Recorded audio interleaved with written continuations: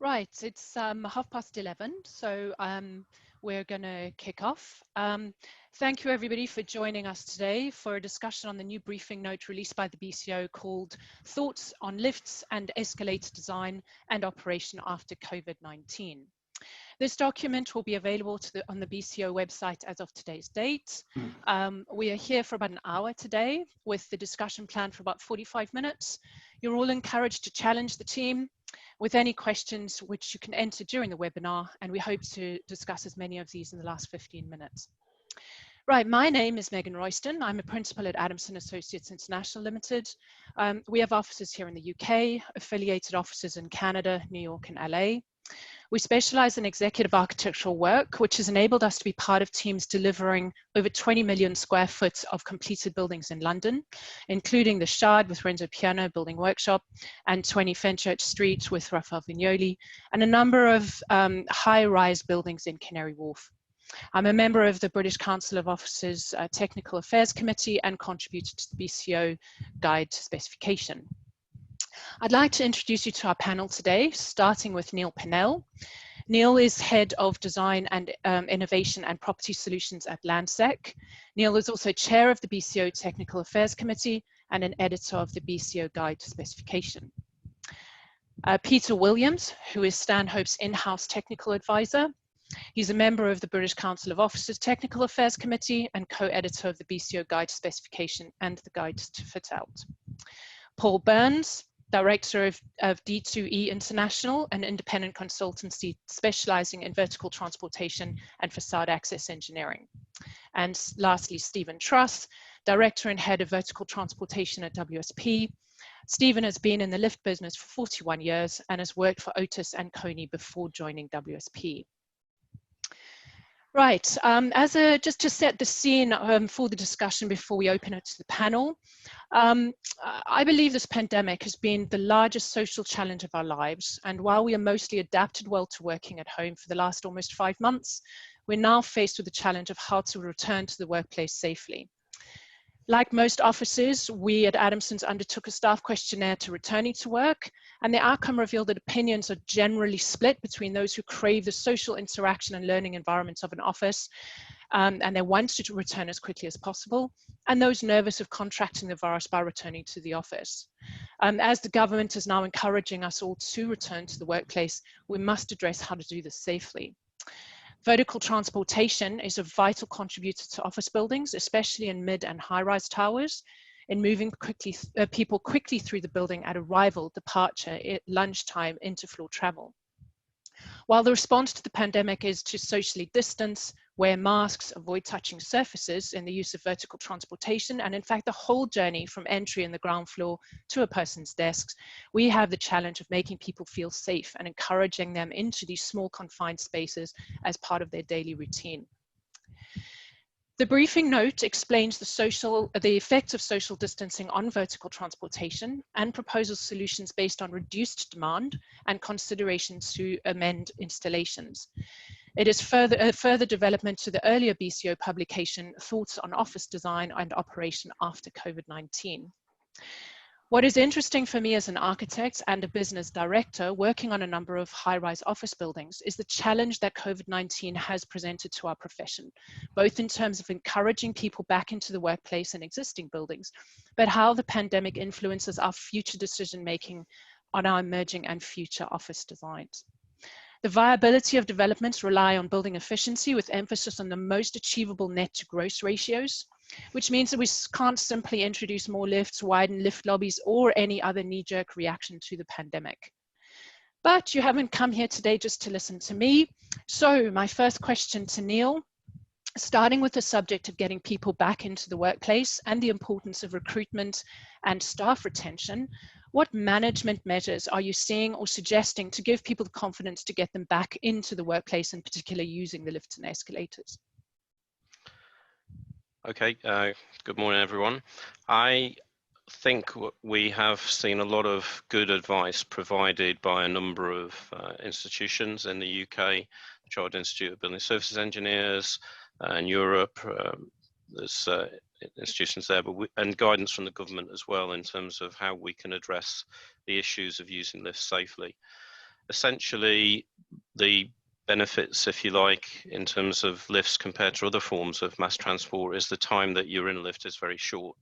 So that's also a good thing from a point of view of virus transmission. As we discussed in the first paper that came out, the primary routes of virus transmission are through droplets when people cough and sneeze and talk, but also potentially airborne particles as well floating around in the space, and touching things once you've infected your hands, and then other people touch and get contact. So all of those are routes to which you can actually catch the virus, and what we need to do is think about the way we use lifts to try and disintermediate those routes as best as possible.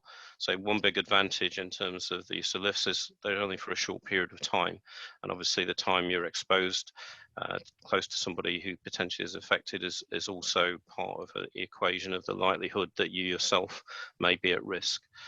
Having said that, I think we're in a stage now where the actual transmission in the community is reducing, and we're moving from a stage where we all saw a great escalation of infection in our country, and during that phase obviously people essentially changed their working patterns and people changed to working from home. So the strain on lifts and office building space was essentially removed for the most part, and that's remained the case until recently, where now we're looking towards moving back into use the office spaces and transitioning back to some form of normal, whatever normal is in the future. And this is the key where the management processes need to come into play. There's some really good advice on the government website about how you put proper signage in place to tell people how to use lifts, and the guidance in terms of CIBSE in the UK around how you maintain a level of social distancing in the lift car, which results in a reduction in capacity in terms of the number of people that could go in a lift car, and I'm sure we'll get into some detail on that later. But essentially, we're at a point in time where people transitioning back to the office, we're not seeing full office occupancy yet. And I think the opportunity for us is to manage the loads that the lifts see against the capacity that's being used in the office at any point in time. And it's those management approaches that enable us to maintain satisfactory lift operation in the building. So I think that's the starting point. I'm sure there are others that would probably take us through a bit more detail on that. Megan? Thanks, Neil. So Peter, I'm curious from your point of view, from Stanhope's point of view, really, is you know, when you've got a multi-tenanted building and you need to try and reduce, we talked about, you know, reducing the number of people or the demand on the lifts, and how is that really managed? How do you communicate that to the particularly in multi-tenanted buildings where you could have a lot of different tenants on the floor, but you have to sequence arrival times? How are you finding that working? It's an emerging situation, Megan. I think initially when COVID struck, it was just a case of everybody went home as quickly as they possibly could. And what it's shown perhaps is some gaps in people's business continuity plans. And where we're trying to get to, and I think most people in the industry will end up, is a series of interlocking business continuity plans. Those are the tenants and those are the building occupier, so that, you know, the first response is recognised were a pandemic to occur again, or God forbid a second major spike. So there's knowledge that's shared between all the tenants and the building operator about what will we do in certain circumstances. And it seems by and large the first plank in that strategy is to reduce occupancy to where people can, they work from home, and you know, we've seen that occur pretty dramatically.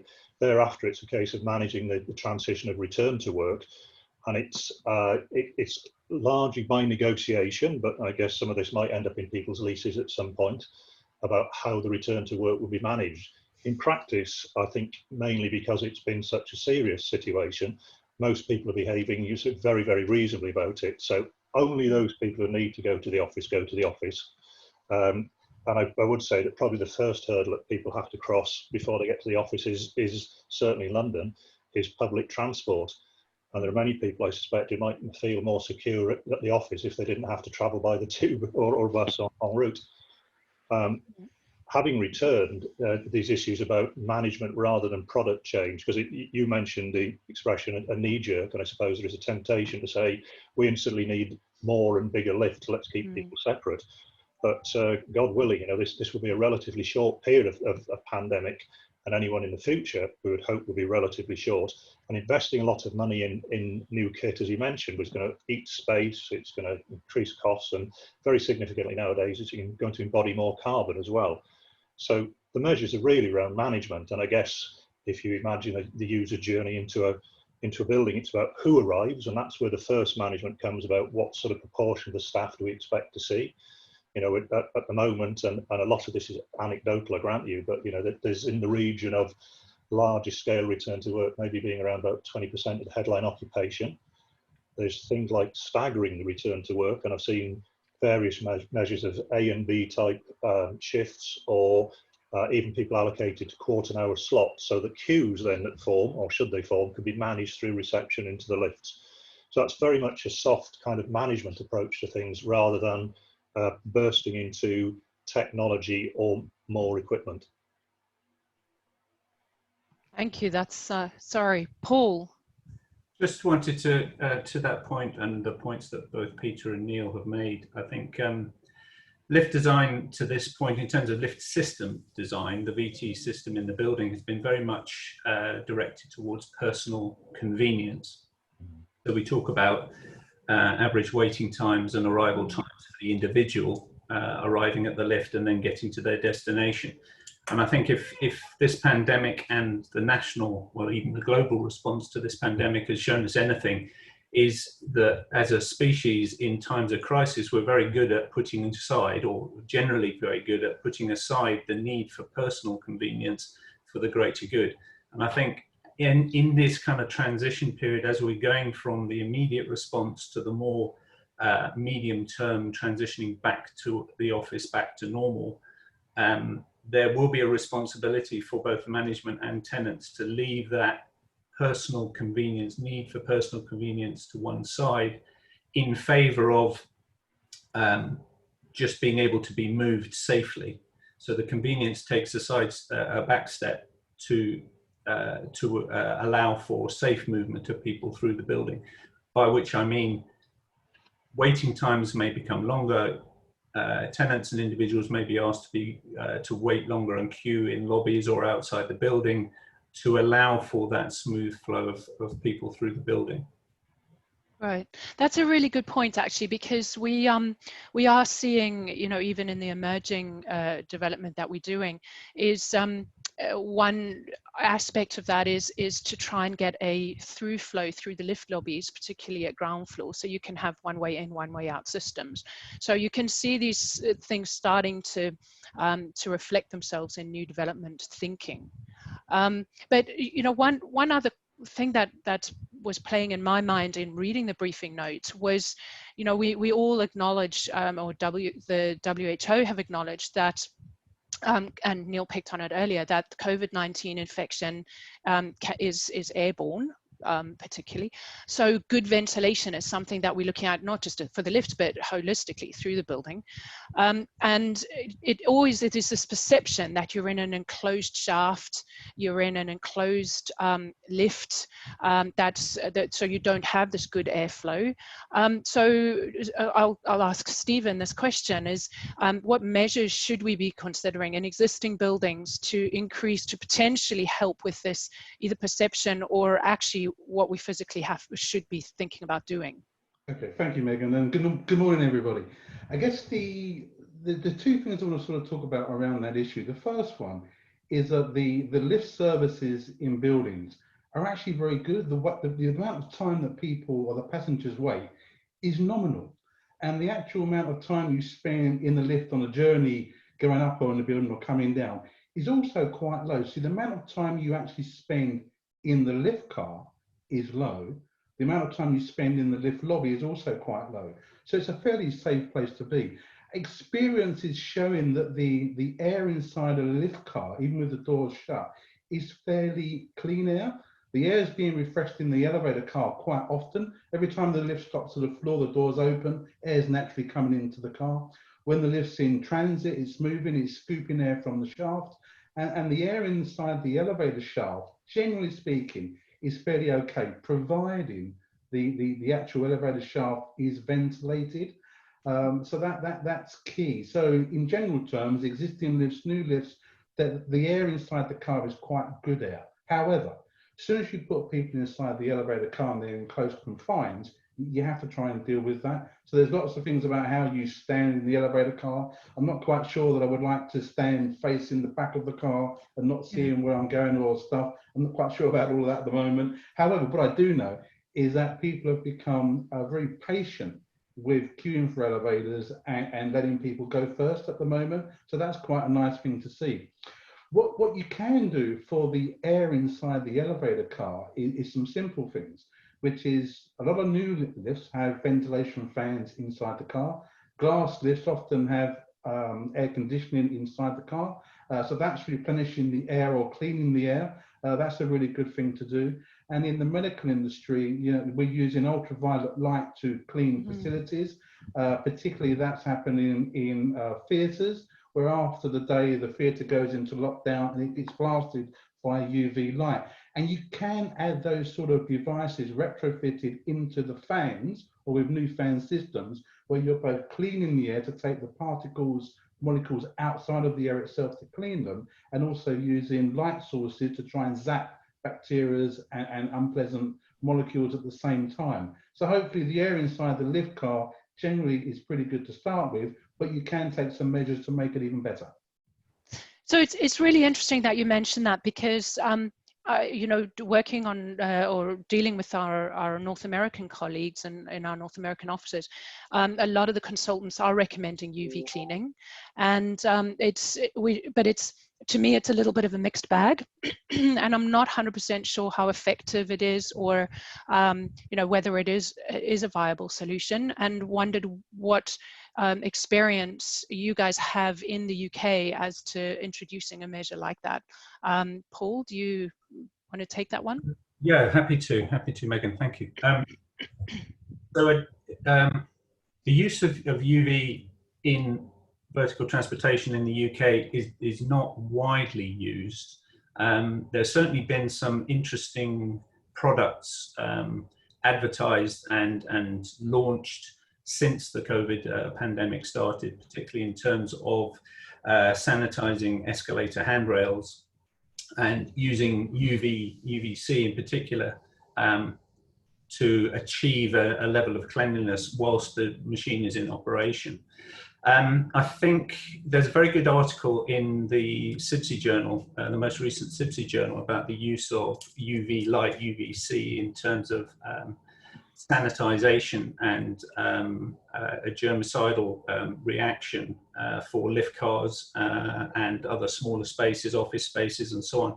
I think that the conclusion certainly I drew from that was there's some very interesting research going on in terms of using UVC, but that it can be a bit of a law of diminishing returns, in the point Stephen's just made about good circulation of air and the frequent changes of air in the lift shaft, the lift car, and also in office spaces and lobby spaces, is likely to have a more significant and a bigger positive effect in keeping COVID and other viruses and bacteria even at bay, where the use of UV light it's that kind of 80-20 rule. You're spending 80% of your effort to get rid of the last 20%. I think we have to be a little bit careful with UV and UVC. It sounds great, and it has obviously a long history of successful use in medicine and medical facilities and so on.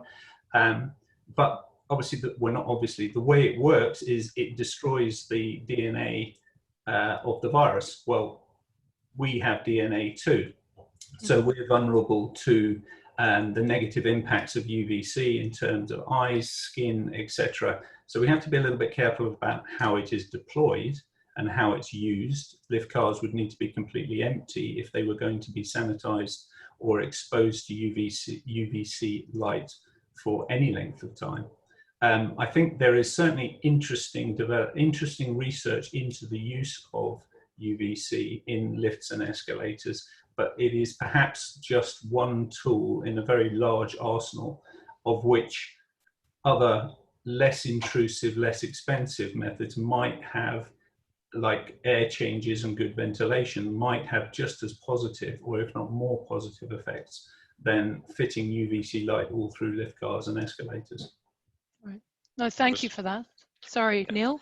Yeah, I was going to agree with that. I think there's a lot of straightforward measures that we can take. Good hygiene, good sanitization. We've become used to that, I think, generally now, both in our homes and in the workplace. The process of cleaning lift cars is fairly straightforward to do. We can try and do a lot in terms of minimizing the number of touch points involved in the process of getting a lift car and getting to your destination. So I think the need to go to the more technology-based solutions, it's a tool in the arsenal potentially. I think some of those systems are still very early in the process of being developed to be used in these spaces that are some health risks, particularly with exposure to UVC, so you've got to be very careful with that in terms of when it's used and how it's used. And it's also got to be proven against this particular virus and for how long you need to expose surfaces to be effective, etc., etc. So there's no better thing to do than actually just get the cars regularly cleaned, make sure that people have opportunities to access hand gel and other washing facilities, so as and when they have come into contact with some surfaces, that they have easy access to go and then clean their hands, which is another key route of intervening in the virus, as we've all learnt all the way through this process from the very beginning. So that's key, and key right throughout the workplace as you use that. But when you're in contact with handrails on escalators and with lift buttons or lift handrails, those are the points then you need to cleanse your hands, and then you're as secure as you can be. In terms of the ventilation, I think in the paper we've recommended that mechanical extract at least is fitted to lift cars, rather than just relying on the natural ventilation you get when the lift cars open and close, and the scooping effect of the natural ventilation slots that older lifts tend to use. Most new lifts do have a ventilation fan, and we're recommending that that's used and put into operation while the lifts are in operation. I think the key is here that there's nothing that prevents us using these systems, providing we take the relevant precautions and we take the proper measures.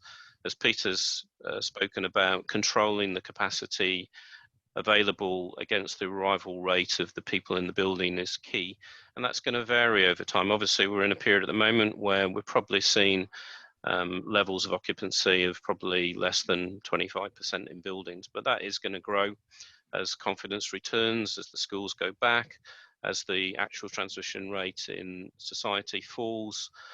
We'll see more people coming back into the workplace, I'm sure. So we need then to vary the management processes to get the most out of the lift capacity that's there. And over time, some of the social distancing measures will be potentially further reduced as we go forward.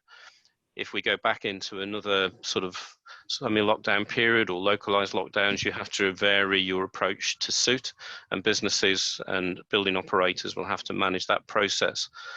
But hopefully, as we move forward, this will be a relatively short-lived phenomenon. That's what we all hope. We all hope that we're going to see better treatments and hopefully even vaccines emerge that enable us to get back to some form of what we knew before as normal. But if not, we'll have to find other measures to manage that process and the way that we get the best from our vertical transportation systems to enable us to use the real estate that we've created and also enable us to develop new buildings going forward that work in the circumstances we find ourselves in. To some degree, this is sort of viewed as a 1 in 100 years type event. But we design buildings for 1 in 100 year type events, and we should be thinking about the impact of COVID on our design in all aspects from going forward from this point. I think there are adaptations we can do to existing buildings. The key in terms of managing this process really is some tolerance in terms of the use of the lifts, as explained by Paul, but even more important, controlling the flow that comes into the building, making sure we don't have lots of people gathered in lobbies waiting for extended periods of time for a lift. So it's about that managed process, the throughput of people in the building, getting people to use staircases a bit more, particularly for inter-floor travel, accessing other lifts in the building that are available to them to take load away from those central lift operations during these sort of periods of transition. When we're in an inter-pandemic period, hopefully we'll be able to return to lifts to their normal use. But at the moment, we take those precautions that are recommended to us in terms of the occupancy levels in the lift, the wearing of masks, the sanitisation, good ventilation, and proper management processes to control the flow of people. And then it is a behavioural thing and an education thing about people, as Paul has said, understanding that the challenge here is to keep people safe, and we need to get the best out of our building systems in that process of achieving that. And we feel that as that is manageable, as Peter's pointed out, I don't think we should be doubling number of lifts in a building. Buildings won't be viable. You will be in the historical end of the discussion. You know, we can't build high-rise buildings anymore. You know, I mean, there have been big shock events before, tragically, in the States with the terrorism attacks, and at that time people said no more high-rise buildings ever get built, and we've sort of come through that. This is a different sort of challenge, but we are very ingenious in the way that we adapt the way that we operate and use our buildings, the way we design them, the way we modify them going forward. And I'm sure that we can find a way of making sure that we provide adequate lift service in our buildings going forward. And I know there's a lot of lift planning that's been done by consultants like Paul and Steve, specialists in this area, looking at how to get the best performance out of the lifts that are in any given building. Obviously looking at high-rise buildings where in effect the challenge is probably a little higher, if you excuse the pun. But you know, we have good levels of provision in our buildings that they're rarely used to their peak capacity, and they have more than enough capacity if used wisely to enable those buildings to be operated effectively. And that's the key, I think. It's about understanding that, and understanding what you have and how to operate it to get the best from it is really the key. We don't see any reason at this point in time to revise the whole design advice parameters around the quantum and size and scale of lifts needed in a given building. However, we do recommend that perhaps in a new building where there are other lifts that have specialised use, like goods lifts or firefighting lifts, that may be a little more thought perhaps given to the design and layout of cores to make access to those easier than would perhaps be the case where the focus is on absolutely minimising the size of the core to maximise the net to gross. Maybe there needs to be a bit more flexibility thought about in the design going forward. But that's for developers and their design teams to look at and to understand, you know, the occupiers' expectations and how best to optimise that going forward. But we've got lots and lots of buildings out there that are already built that we need to maintain and operate into the future. And it's all about that management process, I think, is the key to it, is what we all feel. I think that is what I'm not in favour of tokenism, but I think we shouldn't neglect the subjective effects of reassurance. So we're talking very sort of pragmatically and practically about things here, but certainly some tenants I've had interactions with are in essence saying, what can I do? And they're not having a conversation largely with us about cost benefit analysis. It's about what things can I do, whether they have big effects or small effects. So I think at least in the short term, there might be a bit of creep around some of these, if you like, marginal technology-based solutions. But I think they'll still happen. And I'm not going to criticise them too much, because anything that's going to give people some reassurance to use safe facilities is going to be worthwhile. And I think maybe you mentioned it, Megan, some time ago. I think there's the first COVID-free office building has been designed in the States somewhere, and that's throwing everything plus the kitchen sink at it.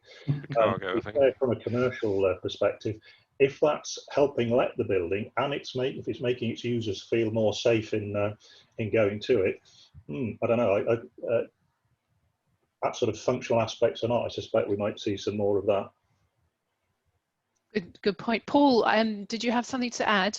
Just to the point that Neil made a little earlier, and it does tie in a bit with what Peter's just talking about with confidence, I guess. But to Neil's point about peak capacity, we design lift systems in buildings to be able to handle the worst case scenario. So that morning peak or that lunchtime peak, 12% demand, 13% demand for a 5-minute period where there are a large number of people trying to access the lifts.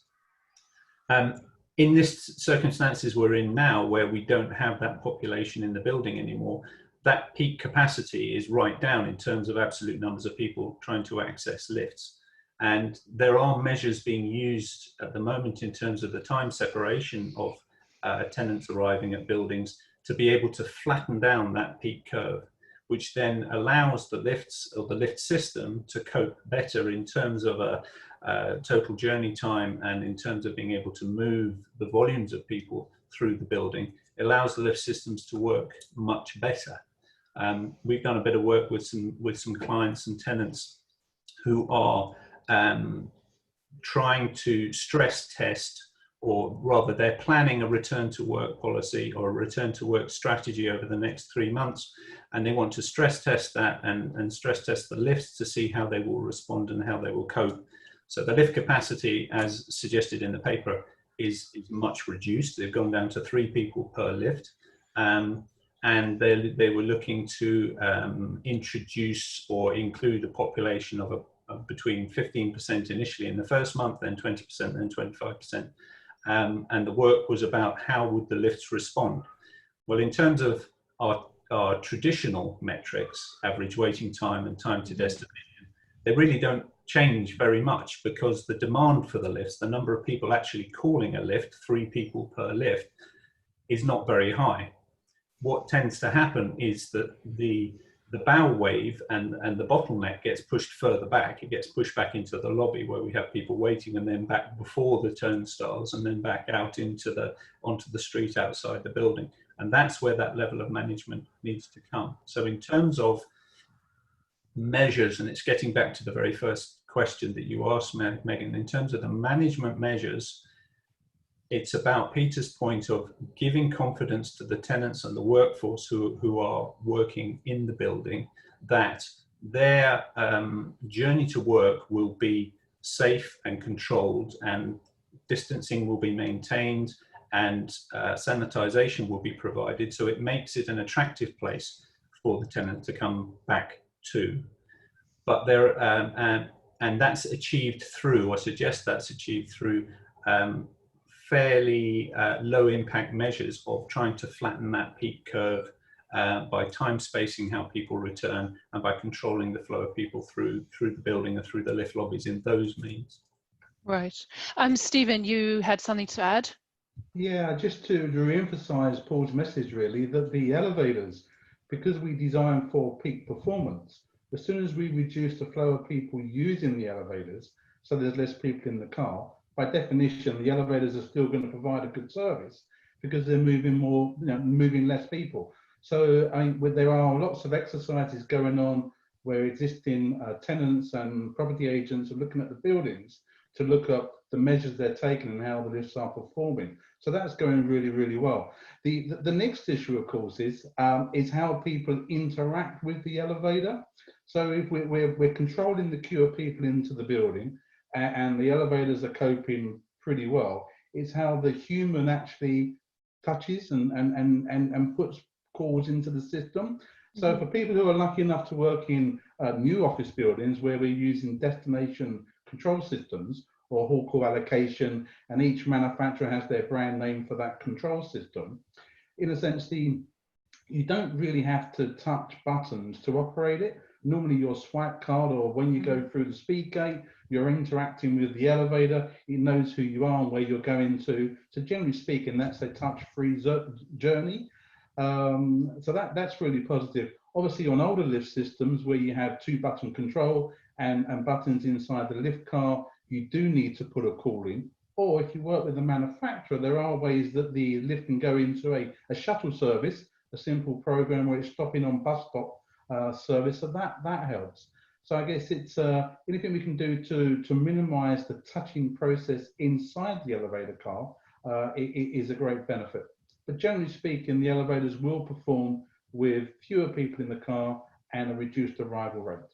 So I think it's kind of listening to all of you and kind of trying to summarize where I think you're saying, a lot of this is down to building management with the reduction of the demand on the lifts. I have a bit of an elephant in the room question, which is what happens when that does get exceeded? What happens when, you know, the more and more people are feeling confident, and then suddenly we get these waves of people coming, and we're expecting them to queue in lobbies, or we've all seen these weird diagrams of people standing in the corners looking, you know, not facing each other in the lifts. Maybe there's 4 of them because of course you can't socially distance properly in the lift cab. But what happens when this wave starts increasing and we're starting to get more and more people, or, you know, tenants within specific buildings don't say, well, you have flexible start times, so you can't manage that process. What kind of, I know Neil has mentioned activating other lifts within the building, but I'm just curious to see, you know, a lot of the discussion this morning's been the demand is reduced, therefore right now we don't have to interrogate the usual standards that we use to define how many lifts we have in a building, for example. But it's just, what is that stage? What is the next stage? I would say that we need to be careful here, because there's the technological fix, you know, what we might do around lifts, controls and so on. And then there's a legal aspect. And I suspect, well, I know there are many solicitors who are very busy at the moment trying to figure out in terms of employment law, where sit liabilities, rights and responsibilities about people's return to the workplace. Mm-hmm. So I think it's going to be how can I put this? It's going to be a pretty brave employer, for instance, who would enforce return to work on his workforce, with all the risks that go with that. You can probably see where I'm going with this. So that there will be a point there'll be some kind of tipping point, and I don't think the tipping point would simply be desire on behalf of employers or employees, but it'll have to be something generated by the government at some point where social distancing is relaxed, for instance. It's been talked about. There will have to be some subsequent stage where social distancing is relaxed, you know, 2 meters to 1 meter, whatever it might be, or hopefully a vaccine in the mix. But there is, I take your point, Megan, there's going to be some kind of point, and it will occur in different where there is this kind of tension between capacity of lifts and people desire to use them. And that's why we employ people like Paul and Stephen. So with that, I'll knock the ball over the line. Excellent. Thank you, Peter. I think I was going to say that to that point, typically the building worked before March. So the building had a sufficiently robust, and I'll just take it as generic, the building had a sufficiently robust VT system that it handled the capacity, the population of the building back in March, February, March time, before this all hit us. We will get through it, and we'll get to a point post COVID-19, and we'll be back into that inter-pandemic phase that's shown in the WHO diagram at the beginning of the paper. We will have this collective memory of what happened and how we need to respond, and we will have learned from that, but we will gradually go back to a way of living and a way of working that predated the COVID-19. I don't think that there was initially, and Neil has made this point, there wasn't initially a great leap towards very dramatic structural changes. Let's fill up the building with lifts. The cores need to get wider, the occupation density needs to come down, and so on. I don't think the evidence has borne out that there's a need to rip up all the design guides that we were working to, BCO, CIBSE, etc. The lift system will support the building again when we get back to a normal, but in that transition, in that getting from the 20% occupancy to 100% occupancy now, the emphasis has to be on flexibility, and it has to be on flexibility of individuals to be inconvenienced, back to my earlier point, and it has to be on flexibility of management, both tenants managements and also the building managements, to be able to corral and to move that bow wave of population to other areas where there's more space and distancing can be maintained. I don't think we can go charging in, changing how we design buildings per se. You know, all the challenges of building in high density urban areas still remain. Land is expensive. Vertical is the best way to accommodate large numbers of people in a small space. Those still remain, they haven't changed. And Peter made a point some time ago that we're going to spend longer in a non-COVID time frame than we are in a pandemic time frame. So we still have to, we mustn't lose sight of the fact that we can design for that and we can accommodate that. So Paul, I'd like to just build on that a little bit, because we are currently working on quite a few office buildings that have a occupancy date in the future beyond 2025. But right now we are holding these COVID-19 workshops with the rest of the consultant team. And we're trying to forethink, kind of, you know, go through what do we really need to do to buildings that are just on the drawing board right now, giving away my age. So, you know, how do we limit the impact of this and future pandemics that are coming fingers crossed not in our lifetime, but, you know, future pandemics potentially might come. So what should designers be thinking about now for the future schemes?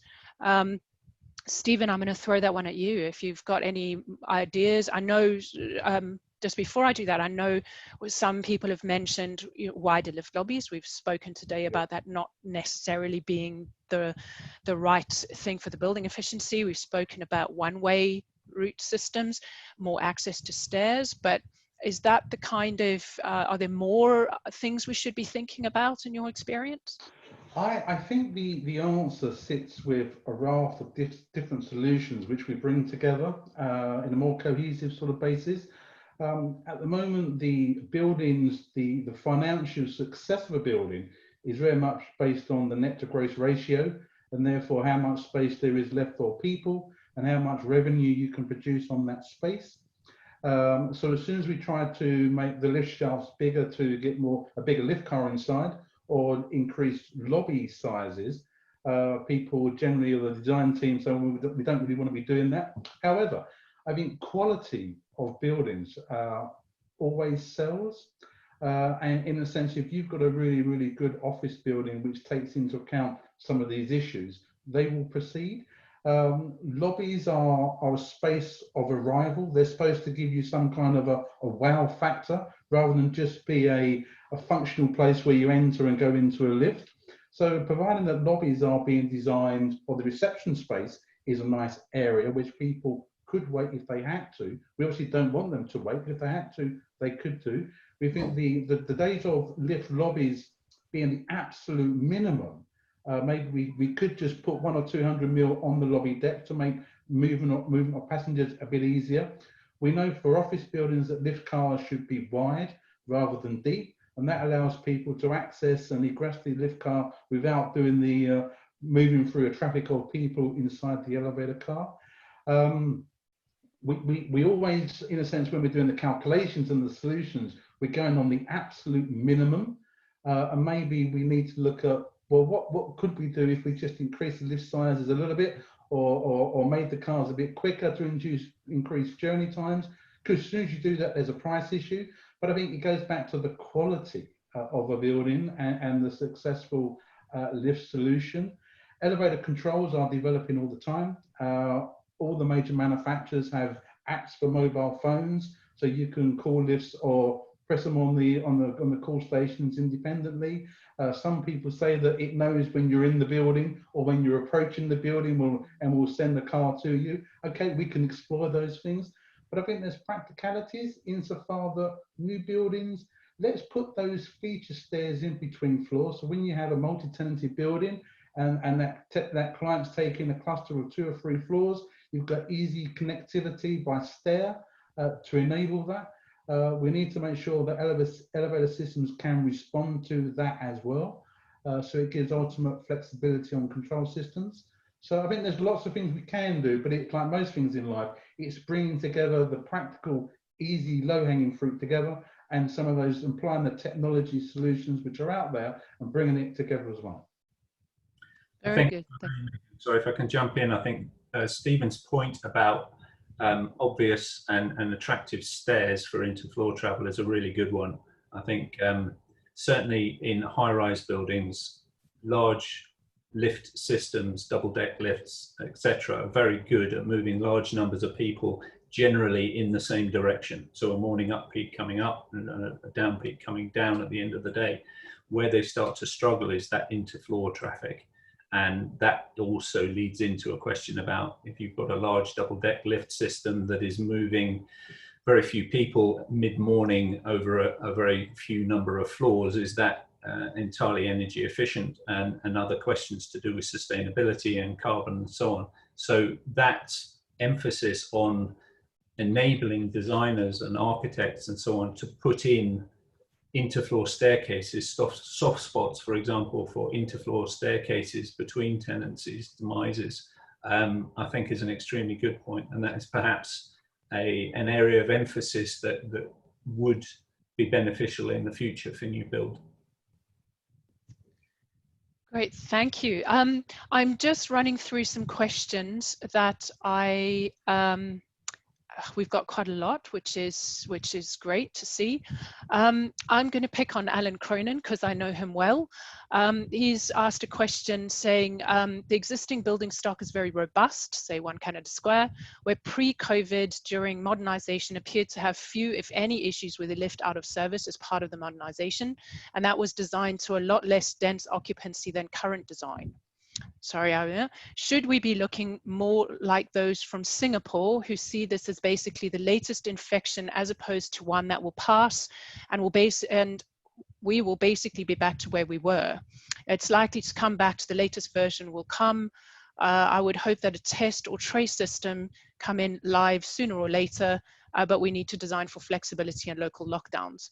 And that's actually, I think, I had this as one of the questions as well is, will a vaccine just make this all go away and we'll revert back to where we were prior to the pandemic?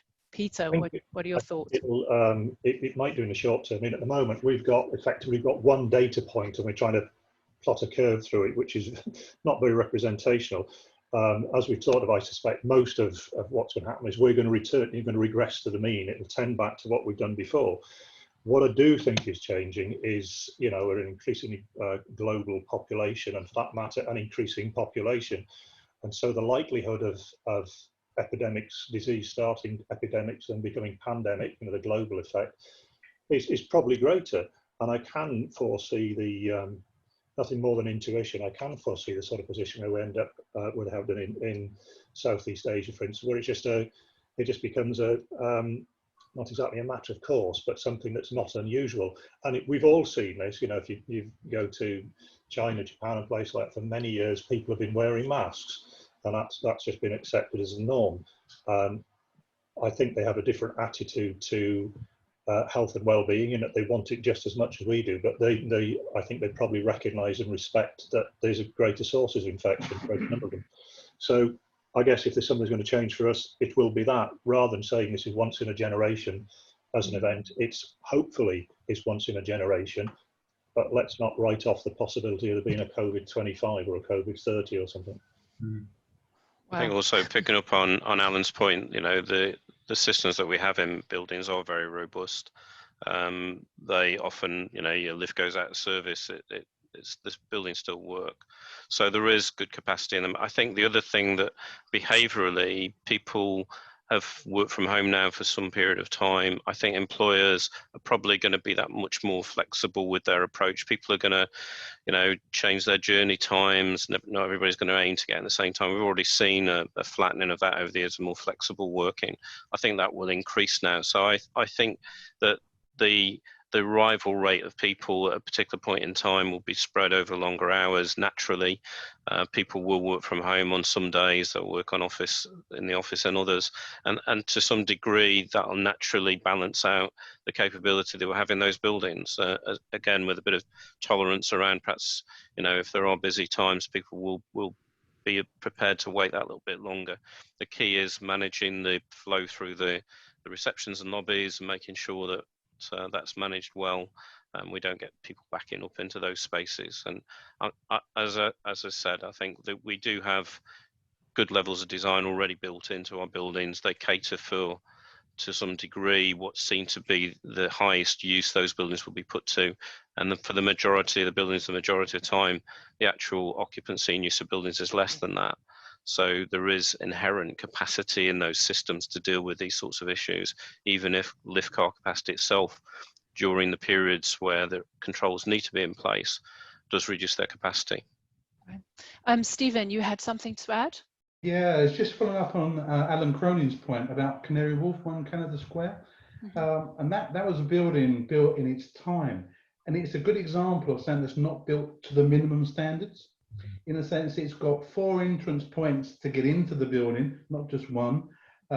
It's got big spacious public space where people can wait and queue should they need to. And the elevators, whilst they were designed to a fairly less stringent net to gross ratio for a number of people in the building, it wasn't to the minimum. So if a lift is not in operation, what we call the N-1, the system doesn't fall over. So it's just, we have to look at what happens when you do take an elevator out so that the capacity is there in the first place. So I'm not suggesting we make lobbies wider because they take up a lot of space, and of course they're on every single floor of the building, but there's just some good practices that we can keep on adopting and instilling in the industry and for good design. Good point. Howard Morgan has asked, any thoughts on screening employees for high temperature, recent exposure to COVID-19 or visible symptoms like coughing before they come into the workplace and lift? Well, hopefully, and this is way up there, isn't it? Hopefully they'd be doing that anyway as effectively good citizens. You know, if someone's got a cough or a cold, I think most people's return to work policies say at the moment, if you think you've got a cold, if you think you've got a cough, stay at home. If you think you might have COVID, get a test. So I think that's kind of built in. Is it robust enough? I'm sure it's not, and it could be better. I think with lobbies, and we touched on this in the earlier paper, there are things such as the thermal imaging, but the results of that are highly variable, and even the manufacturers say this doesn't tell you you've got COVID, it simply says you've got a high temperature, you might have had a cup of coffee, or you might have run up some steps, or who knows what. So I think, again, we'll see those, and already in some 1 or 2 of our buildings we're putting positions in where thermal imaging can be provided later on. But is it really a strong protective measure? It's probably even more marginal than UV light or anything else you might care to think of. So I'd hope people will stay away if they've got the problems. I suspect it's going to be difficult for people at reception security to weed folks out because they've coughed or sneezed on the way in.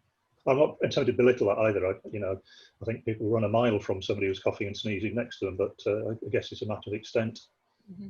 It's interesting because we have experienced this already certainly in North America, where as some of our staff had to go onto a building site, they were screened for high temperature and told they have to sit in the corner for 10 minutes or something while they kind of cool down, because some of them have cycled in and they're reading really high in temperature. So I think the kind of viability of certainly temperature screening is questionable, certainly in our experience. And who takes responsibility for that? Like, who is going to monitor them and say, well, now you have to go home because your temperature is slightly elevated? I think it's one of those things that, yes, we all want to feel safe. Completely agree that we also need to just keep, be responsible ourselves. And if we're not feeling well, there has to be more of an acceptance that people will work from home when they're not feeling well, or if they're that sick, stay in bed. There's always this pressure for people to get to work, and maybe that's also has to change. Let me find another question. David Hughes, I concur with Paul Mott. Would mandatory use of face masks in lift cars not help and allow greater usage, especially in taller buildings where stairs may not be an option, and there will be a lot of possible lengthy queuing? I think that's already the case. I think most of the recommendations, certainly the recommendations are buildings, that if you're walking through a common area, thou shalt wear a mask. So I'd be happy to, what you guys are finding, that's certainly our base position. Yes, certainly for use of lifts and escalators, it's also in the CIBSE guidance that should be done. So I think most people are taking that as best practice guidance, and building management teams are mandating their use in buildings. I'm going to get one more question, and then I have the summary. Okay, to reduce the need for touching surfaces, could lift buttons easily be changed for movement sensors, waving hand in front of the sensor, or inside the lift, voice recognition software, floor 9 as example? And again, that was one of the points, Stephen, you made earlier, that the technology is coming. There's great words about smart technology at the moment, and how wonderful that it all is. So in terms of your experience of what alternatives there are to touching surfaces through your journey through the office, what are your thoughts? I think there's two simple steps that can be adopted, which most of the lift manufacturers are experimenting with at the moment, and that goes with voice control and with proximity touch. So for proximity, rather than actually touch a button, you simply put your hand close to it and it will register the call. And that is a new button design, but it's been in use before, and so you don't have to touch. So that's an easy retrofit that can be adopted. Voice, obviously, voice is much better than it used to be, so voice recognition could be used. My thoughts on those, it's to use the two technologies together so that people who are comfortable using voice can do, or the touching is a really simple way to proceed. Or not touching, I should say. Perfect. Paul, anything to add on that? Just to reiterate and support what Stephen has said, I think there are certainly a number of contactless products on the market, and the proximity buttons, I've certainly seen those being advertised. We've had card reading technology for quite some time. There's always a bit of a challenge interfacing the lift system with the security system when it comes to proximity cards and card reading, but it's not insurmountable. I do wonder about voice recognition. I've not personally come across it much. I've seen some literature on it, but it strikes me there are a lot of challenges with voice recognition, not least having more than one person in the lift calling out there. I think if you haven't seen it, there's a fantastic YouTube. I was just going to mention that. Yeah. You can't be Scottish. I have to share a story. I was a customer who's a retail customer, and we were trying to find a way for them to have safe use of elevators for the public without touching. And so we put the voice option forward. So when he said to me, Steve, we have about 20 different nationalities at any one time talking different languages. It's not going to work. And I'm like, oh, yeah, okay. It's an interesting idea, definitely, and not one to be dismissed, but I imagine it has a number of challenges, exactly as you've raised. Absolutely. I'm going to, I know quite a few people have mentioned paternosters, and it was something that we as a team did jokingly say, you know, is this now the re-emergence of paternosters? Any thoughts on that? I think let's not overcome one hazard with a bunch of other hazards. Yeah. Exactly. So just to sum up, we've got about 2 minutes left. I just wanted to ask the team overall, you know, the bigger elephant in the room really is our industry, our concerns of our work that we do is really, will high-rise buildings survive this? You know, the nervousness of using lifts, the shorter, smaller office buildings, surely, you know, use of the stairs, but will this survive as an industry? So Neil, what are your thoughts? Yes, I think we'll continue to build high-rise buildings. Lifts themselves created the opportunity for high-rise buildings to work. If you go back to the time before lifts, the most valuable space in a building was the lower floors of the building, not the upper floors, and that got reversed with the introduction of lifts. And I think, you know, we have growing populations around the world. We've got a move to be in cities, and unless that completely reverses, which I think is a sort of structural trend in the way that humans are using buildings and the way that we're coming together in cities, then we will need to have high-rise buildings. So we'll just have to find the ways, many of which we've talked about today, to find ways of managing the process, to providing the service that's needed to enable us to continue to have the flexibility and the real estate that we produce.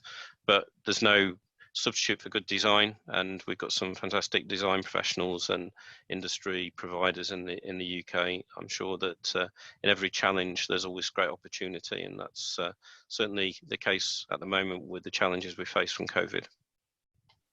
Excellent. Paul, any final thoughts?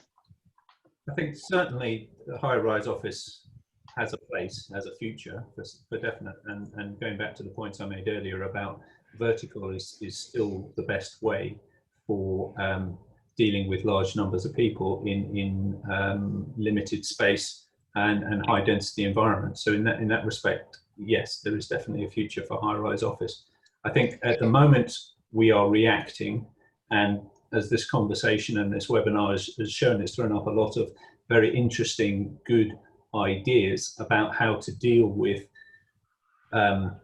instilling confidence and bringing confidence back to the workforce and to tenants so that they feel encouraged to come back to their buildings.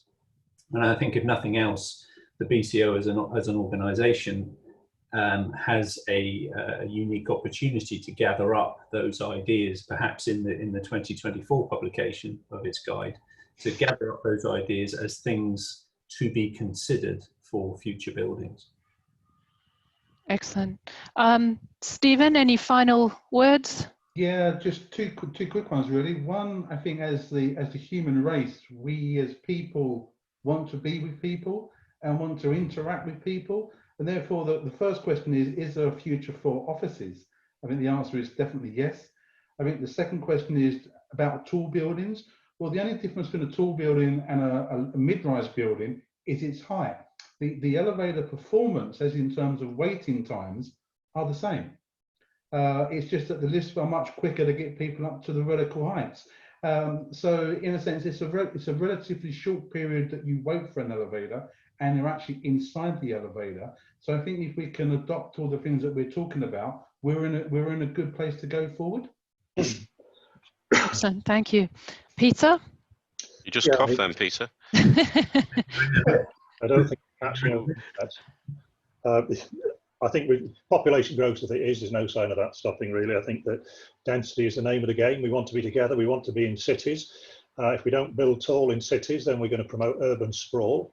On top of that, there are some, there's some other aspects which tall buildings exploit better than small buildings. That's things like building close to a transport node, a railway station or a tube station, something which helps people make the most of public infrastructure that already exists. I think in the context of the conversation that we've had today, probably a key thing for us to do is to follow up. As an industry, we're not very good at this, but I think, and certainly from the perspective of the BCO, we need to continue with the research and development and the feedback from how our ideas actually work. Not, were they great ideas in the first place, but how well did they turn out and what can we improve, God forbid, for next time. And I think for me, that's what I'm picking up from this. It's not done with the bright ideas that we've had just now. We've got to see how they play out and how we can implement them better. Very good. And Neil, any final words from you? No, I think Peter summed up nicely there, and my point, there's no substitute for good design. I think we need to take the learnings from this, but also learnings from other pandemics of the past that used to be used to inform building design. The buildings and the built environment around us is a first level of defense against any form of infection and disease. That's the way infrastructure developed to support buildings and buildings themselves. We've perhaps become a bit lazy in recent times. We've relied a lot on antibiotics. Now we need to go back to the hygiene standards, the sanitation that we need to all adopt, the behaviours of people, and think about the way we design the spaces around us to help encourage health and well-being going forward. Not just to deal with COVID, but with any virus and infection that can affect the humans. We need to design with that in mind. And I think that, if nothing else, this experience will have put that in the minds of designers that are practicing in the industry now and going forward, and the constructors that will deliver those buildings in the future and adapt the ones we have today to give us the best possible environment to lurk and live in. Excellent. Well, thank you everybody for joining us today. I'm hoping, like me, that you've learned something and really enjoyed today's discussion. Just as a reminder, the group that are on this webinar today are contributors to the document Thoughts on Lift and Escalator Design and Operation After COVID-19. And the technical committee are guardians of best practice and would welcome any comments or thoughts that you have, or any feedback that you have on the document. So hopefully in today's very hot weather, you have not all melted, and we look forward to seeing you all again. Thanks. Bye-bye. Thank you. Thank you. Bye-bye.